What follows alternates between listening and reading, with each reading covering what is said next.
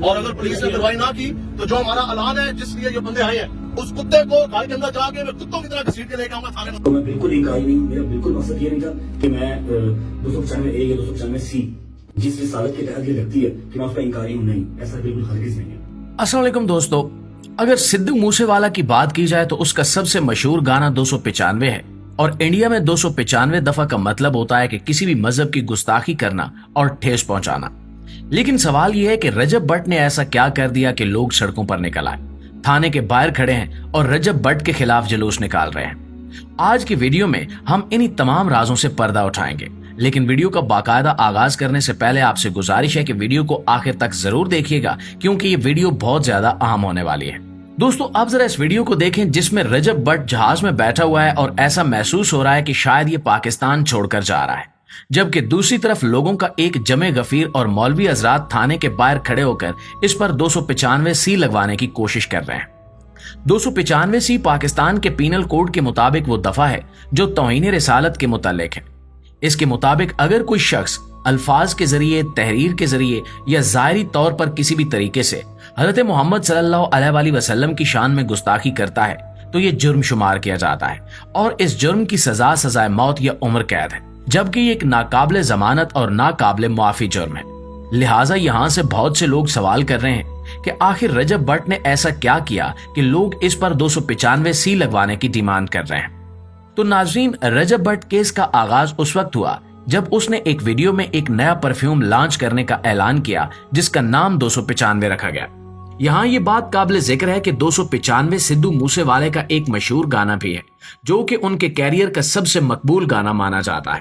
سدھو موسے والا پر بھی 295 دفعہ لگی تھی جو ہندوستان میں مذہبی جذبات کو ٹھیس پہنچانے سے متعلق ہے. رجب بٹ نے سدھو موسے والا کو اپنا استاد مانا اور اسی تعلق کی وجہ سے اس نے اسی نمبر کا پرفیوم لانچ کرنے کا فیصلہ کیا. تاہم مسئلہ تب پیدا ہوا جب رجب بٹ نے اس پرفیوم کی تشہیر کے دوران اپنی ویڈیو میں 295A اور 295C کا ذکر کیا. یہ دونوں دفعات پاکستان کے پینل کوڈ میں موجود ہیں. 295A مذہبی جذبات کو مجروح کرنے والے الفاظ یا اقدامات سے متعلق ہے, جبکہ 295C خاص طور پر گستاخی رسول صلی اللہ علیہ وآلہ وسلم سے متعلق ہے جس کی سزا موت یا عمر قید ہے. رجب بٹ نے اپنی ویڈیو میں اس بات کا تذکرہ کیا کہ اس پر بھی 295A اور 295C کی دفعات لگ چکے ہیں, مگر سوال یہ اٹھتا ہے کہ 295C جو کہ ایک نہایت سنجیدہ اور سنگین دفعہ ہے وہ کیوں اور کیسے رجب بٹ کے خلاف لگائے گئی. یہ معاملہ اس وقت اور بھی مزید پیچیدہ ہو گیا جب لوگ رجب بٹ کے خلاف سڑکوں پر نکل آئے اور پولیس اسٹیشنز کے باہر کھڑے ہو کر کارروائی کا مطالبہ کرنے لگے. لوگوں کا غصہ اتنا زیادہ تھا کہ وہ اپنے مطالبے سے پیچھے ہٹنے کے لیے تیار نہیں تھے. یہ ایک حساس معاملہ بن چکا تھا اور رجب بٹ کو جان بچانے کے لیے ملک چھوڑ کر دبئی جانا پڑا. رجب بٹ نے اپنی معافی کی ویڈیو جاری کی جس میں وہ قرآن پاک کو ہاتھ میں پکڑے ہوئے تھا اور پوری سنجیدگی کے ساتھ یہ بیان دیا کہ اس نے کبھی بھی گستاخی رسول صلی اللہ علیہ وآلہ وسلم کا ارادہ نہیں کیا اور نہ ہی اس کا کوئی ایسا مقصد تھا. اس نے کہا کہ اس کے منہ سے جو بھی الفاظ نکلے وہ غلطی میں نکلے اور اس کے دل میں اسلام اور رسول پاک صلی اللہ علیہ وآلہ وسلم کے لیے مکمل احترام موجود ہے. اس نے اپنی ویڈیو میں اللہ سے معافی مانگی اور لوگوں سے بھی درگزر کی درخواست کی. معافی کی ویڈیو نے بھی ایک نیا تنازع کھڑا کر دیا. کچھ لوگوں نے اس کی معافی کو قبول کر لیا اور کہا کہ اگر اس نے واقعی معافی مانگی ہے تو اسے موقع دینا چاہیے, جبکہ کچھ افراد نے اس کی معافی کو دھوکہ قرار دیا اور کہا کہ یہ لوگوں کو گمراہ کرنے کی کوشش کر رہا ہے. اس سارے معاملے کا ایک اور پہلو یہ بھی ہے کہ رجب بٹ نے اپنی معافی کی ویڈیو میں اپنا پورا نام نہیں بتایا بلکہ صرف رجب کہا. اس بات نے بھی لوگوں کے ذہنوں میں شکوک و شبہات پیدا کیے کہ وہ اپنے اصل نام کو چھپا کر کسی چال کا حصہ بن رہا ہے. یہ سوال بھی کیا جا رہا ہے کہ اگر وہ واقعی معصوم ہے تو اسے اپنا پورا نام بتانے میں کیا مسئلہ ہے.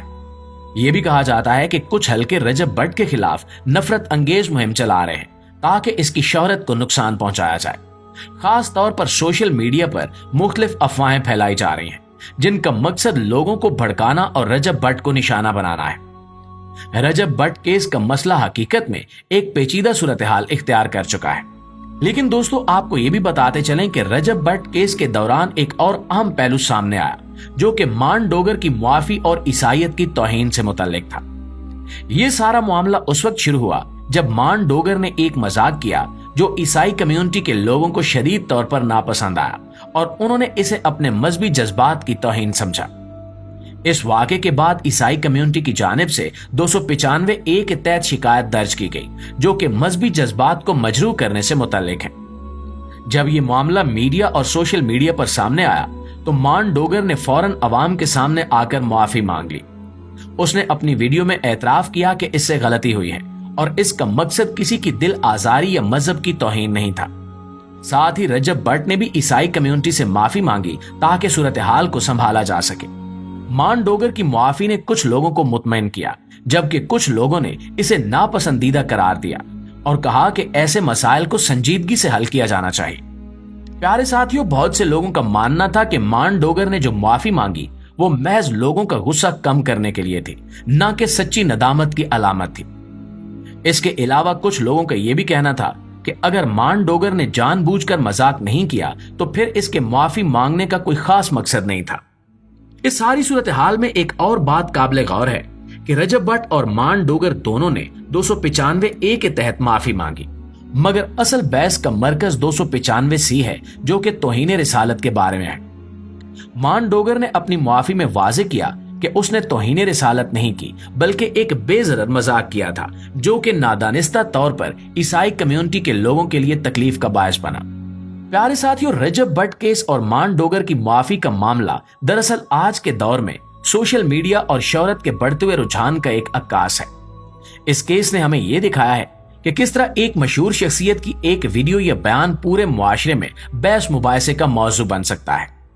इस सारे मामले में सबसे बड़ा मसला यह है कि आजकल की नस्ल अपनी शोहरत और फॉलोअर्स बढ़ाने के लिए गैर जरूरी और मुतनाज़े बातें करने से भी गुरेज नहीं करती, चाहे वो मजहबी जज्बात हों या किसी और मौजू पर हसास मामला। रजब भट्ट का 295C का जिक्र करना हो या मान डोगर का ईसाई कम्युनिटी को नाराज करना, दोनों ही वाकयात दरअसल तवज्जो हासिल करने और शोहरत बढ़ाने की एक कोशिश समझी जा सकते हैं। ये मामला अभी तक मुकम्मल तौर पर हल नहीं हुआ और लोग अभी भी रजब भट्ट की नीयत पर शक कर रहे हैं।